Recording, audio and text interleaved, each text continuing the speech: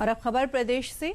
राजधानी लखनऊ में मुख्यमंत्री योगी आदित्यनाथ की अध्यक्षता में मंगलवार को कैबिनेट बैठक हुई। बैठक में 21 प्रस्ताव पेश किए गए, जिनमें से 20 प्रस्तावों पर मंत्रिपरिषद की मुहर भी लगी। बैठक में योगी कैबिनेट ने कौन कौन से बड़े फैसले लिए हैं, ये हम आपको अपने दिखाते हैं रिपोर्ट में। आज मंत्रिपरिषद के समक्ष कुल 21 प्रस्ताव प्रस्तुत हुए, जिसमें से एक 14वें नंबर का प्रस्ताव पुनर्परीक्षण के लिए ड्राफ्ट किया गया और बाकी 20 प्रस्ताव पर मंत्रिपरिषद की स्वीकृति प्रदान की गई। लखनऊ के लोक भवन में मंगलवार को मुख्यमंत्री योगी आदित्यनाथ की अध्यक्षता में कैबिनेट की बैठक हुई। बैठक में कई महत्वपूर्ण विषयों, नीतिगत प्रस्तावों और शासन की प्राथमिकताओं पर व्यापक विचार विमर्श कर निर्णय लिए गए। कैबिनेट बैठक के दौरान 21 प्रस्ताव पेश किए गए, जिसमें से 20 प्रस्तावों पर मंत्रिपरिषद की मुहर लगी। बैठक के बाद कैबिनेट मंत्री सुरेश खन्ना ने इसकी जानकारी दी। बैठक में योगी कैबिनेट ने कौन कौन से बड़े फैसले लिए, आइए जानते हैं। सीएम योगी की अध्यक्षता में कैबिनेट बैठक में 20 प्रस्तावों पर मुहर लगी है। कैबिनेट ने अयोध्या में विश्व स्तरीय मंदिर संग्रहालय बनाने को हरी झंडी दी है। जमीन बढ़ाकर 52.102 एकड़ की गई।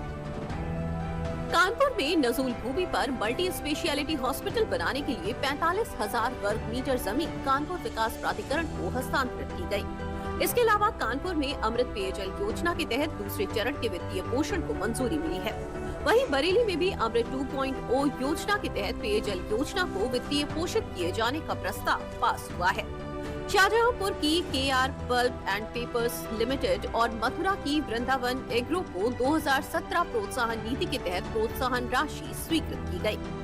लोक निर्माण विभाग के 2 प्रस्तावों को मंजूरी मिली है, जिसमें गोरखपुर लिंक एक्सप्रेसवे पर घाघरा पुल के क्षतिग्रस्त भाग की स्थायी सुरक्षात्मक कार्य शामिल है।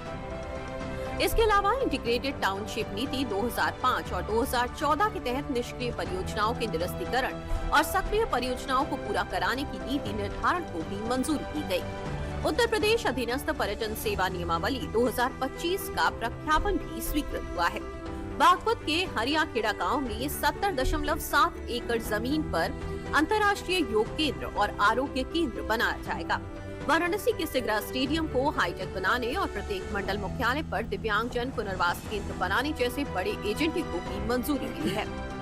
इसके अलावा योगी सरकार की तरफ से अंतर्राष्ट्रीय मेडल जीतने वाले राज्य के खिलाड़ियों को भी कैबिनेट बैठक में एक बड़ी राहत दी गई है। खेल के क्षेत्र में अंतर्राष्ट्रीय पदक विजेताओं की सीधी भर्ती नियमावली 2022 में संशोधन किया गया। अब राष्ट्रीय अंतर्राष्ट्रीय प्रतियोगिताओं के लिए प्रशिक्षण, खेल अवधि और आने जाने का समय भी ड्यूटी में गिना जाएगा।